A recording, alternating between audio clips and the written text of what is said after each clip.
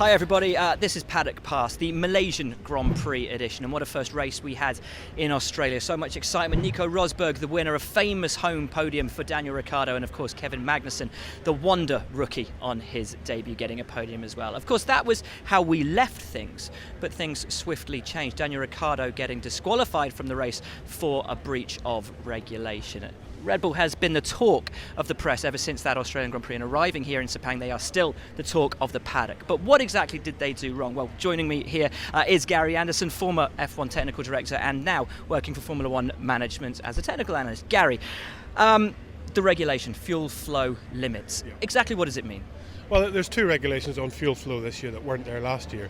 One is a maximum capacity used during the race of 100 kilograms of fuel, and the second one is a maximum fuel flow rate of 100 kilograms per hour.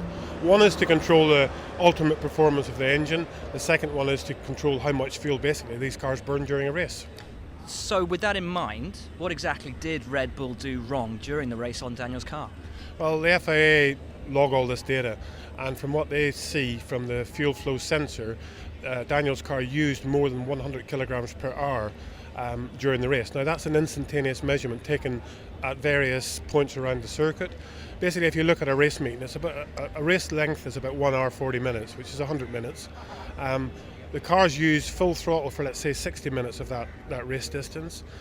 You're braking for about 15 minutes of that race distance, or 15%, and you're mid-corner using part throttle for about 25% of that race distance. So basically, it's the 60 minutes of that race that you've got to control that fuel flow and not overuse. So they found that Daniel was using more than 100 kilograms per hour, and basically that's not what's allowed in the regulations. A lot of arguments coming from Red Bull about the sensors that were being used on that car, Red Bull wanting to use their own. A technical directive was handed down over that weekend, but as we understand it, Christian Horner will use as his defence in this appeal that technical directives hold no regulatory value. What are technical directives as you understand them? Well, the regulations are written, and so huge, I think it's 88 pages of regulations, and basically a technical directive is to clarify something in that regulation. Now, I've just read the regulations, as a matter of fact, and it states that the maximum fuel flow is 100 kilograms per hour. That's just a statement, that's fact, it's 100 kilograms per hour. Now that's a weight of fuel in a given time. Now the fuel sensor then, after those regulations were written, the fuel sensor was added to being used on the car for the FIA to get that data. So basically what the teams are sort of a bit confused with is what data do you take as being real? The fuel sensor, we know, has a little bit of drift on it. It's not quite as accurate as possibly it should be. And the engine itself and how they use the engine and how they use the fuel in the engine is very accurate with the injector count. That's how these engines have become so economical over the past 20 years. It's just making the injector system work better and better and better.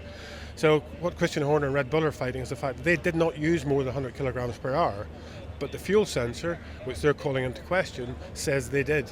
Which is right? Is it the fact they didn't use the fuel, or the fact the fuel sensor says they did? And that's a fine line, really, whether the FIA believe the sensor or whether Red Bull can prove that the car didn't use the fuel. Whatever the outcome, there could be a huge knock-on effect for Formula One. Let's not forget, Red Bull weren't the only team during the race that were warned about their fuel flow rate, but the other teams acted accordingly, and so that, I would imagine, will be used as evidence on the FIA's side in the appeal process. But Red Bull are confident that their own sensor was more correct than the FIA's. It should be noted, I was told today by a very learned source, there has never been a successful appeal against an FIA-mandated measuring device. Perhaps something to take into consideration. But as I said, either way, it's going to have a huge knock-on effect for Formula One. If Red Bull win, does this essentially open the door to self-regulation by the F1 teams? Oh, we don't trust the weighbridge, so we'll weigh our own car. That kind of thing. It's a very brave strategy to go against the FIA. So we will find out April the 14th. But for the here and the now, Red Bull Racing and Sebastian Vettel don't have a point on the board. So coming into Malaysia, the four-time reigning world champions and their driver have it all to prove, but they know it's going to be pretty tough. It feels pretty bad when you're in the car. Obviously, there's not much you can do. I tried to obviously tell them what's going on, but equally for them it was a surprise. They didn't know what the problem was at the time, and we tried to, go through all sorts of maps and so on, and yeah, it didn't make a change. which was frustrating at the time. But I think after the race we understood the failure, and obviously we have to work on the car, on the software side, to make sure it doesn't happen again. I think for us, obviously, there's still a lot to learn, and it will take some time. I think Australia was a surprise if we look at the performance, which was generally a positive weekend for us. Obviously, the result, if you look at the amount of points we scored at this stage 0, is not satisfying. But I think it was a relief on Friday to see that the car is quick, to see that the package is quick. We just need to make sure we get everything together. The package is reliable, so I hope for here that we have a reliable package. That we can keep up the performance or even improve from where we were in Australia, and then we'll see. I think anything is possible here. I wouldn't mind some rain for sure. Daniel proved that the car is quick in the wet as well last week, so we'll see. Red Bull Racing then staring, well, something of a disaster in the face after Australia. 1 round down, 0 points on the board. But incredibly, the team leading the Constructors' Championship right now is McLaren. Second and third place in the Australian Grand Prix after that correction with Dan Ricciardo being disqualified. An incredible rookie performance from Kevin Magnussen, qualified 4th, finished the race 2nd. And Jenson Button, who finished 3rd, didn't get to stand on what would have been his 50th podium, but an amazing haul of points for the team, having not stood on the podium at all in 2013. We caught up with the McLaren boys, similarly at the start of the weekend here in the Sepang paddock, to talk about that first weekend and if they can hope to continue that kind of pace, that kind of performance over here into Malaysia. It was a very good result for us, especially me. My first race in Formula 1 to finish on the podium was very, very good, and I'm extremely happy with that. But to keep my feet on the ground, I mean, we haven't won anything yet, so we will celebrate when we win, and we have a lot of work to do to get there. But we're not far, so we will keep pushing. Good. I mean, leading the constructors the first race doesn't really mean a lot, but I think it's just nice for us to have a good race. The start of the year, last year was a very tough year for the whole team. So to get second and third in Melbourne, good start, but we're not kidding ourselves. We know we're not quick enough, and Mercedes are a good chunk in front of everyone. Basically, we're all racing for a podium at the moment, 3rd place. So that's probably going to be our aim this weekend, and then you never know in terms of reliability what will happen to the cars in front. So McLaren may be leading the Constructors' Championship, but it's Mercedes and that guy there, Nico Rosberg, who leads the Drivers' Championship after that impeccable win in Australia. There's no denying the fact that Mercedes have got the fastest car in Formula 1 at the moment, although exactly how much of a pace advantage they've got is as yet unclear. That said, moving into this weekend, we spoke with Lewis Hamilton, who was pretty optimistic given everything that had been learned in Australia.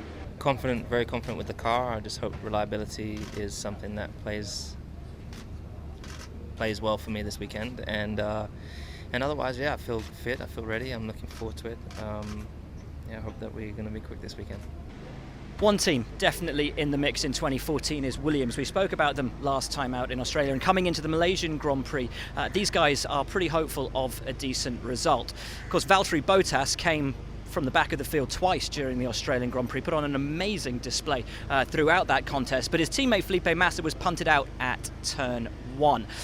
If that hadn't have happened, there's a lot of people in this paddock that think that they might have beaten McLaren to those 2 podium positions in Australia. The team's a little bit Jekyll and Hyde at the moment, incredibly quick in dry conditions, but they struggled in the wet in qualifying, and as Massa told us in that little scrum a little bit earlier today in Malaysia, they do have a little bit of a problem with the rear of the car that they're hoping to overcome here in Sepang. Well, this car has some weak points that we are working, maybe not ready for this race, but we're working for the next races, to fix this problem that we have on the rear, and it's not really a big problem, for the car we have. I think the car is competitive, and it shows, that to be competitive in the dry, in the race, and maybe even more race than qualifying, we don't know, but maybe. And but we're still struggling with some difficult conditions when it's wet. I mean, it's a lot to work, it's a lot to improve in the, to understand how we can make the car more competitive. So maybe we can suffer, in the difficult condition, but the team is 100% ready to find a good direction as well for if we have some rain and some difficult condition on the track. I think the main issue is still things to improve with the rear end of the car, more grip to the rear. So, and that always stands out a bit more in the rain because you're more time traction limited next in the corners. So we have some things to try, if it rains, hopefully to improve that. But on the dry, it's completely different kind of circuit than Melbourne. Here's much more high-speed corners, long corners. So we really have to see how the car handles. But we are working on that. We know the main issues to improve. So. And how do you feel in yourself? Last year, so many frustrations after each Grand Prix. Coming here, is this a different emotion that you have going into a Grand Prix weekend than the one you were used to? Definitely. It's, with such a competitive car, it's much better for us. It's, finally all the hard work at the factory is starting to translate to performance of the car, and the pieces are coming together. So that's, everyone is so motivated. We know that we can fight for good points, so it's definitely much better feeling. Can you fight for the podium? That's the goal. That's my next step. So let's see. So that's it from this issue of Paddock Pass here in Sepang. It's always an incredibly hot race. Rain always looms in the sky. Will the weather play an effect on the weekend itself, qualifying, or the race, or will it be plain sailing for the Mercedes Formula One team? Certainly this is something of a home race for the Petronas sponsored team, and they will be hoping for the kind of dominance that they had in Australia. Either way, it's going to be a fascinating weekend. You can catch it all as ever on NBCSN. But for now, from us here in Sepang, that's it. Drop the mic.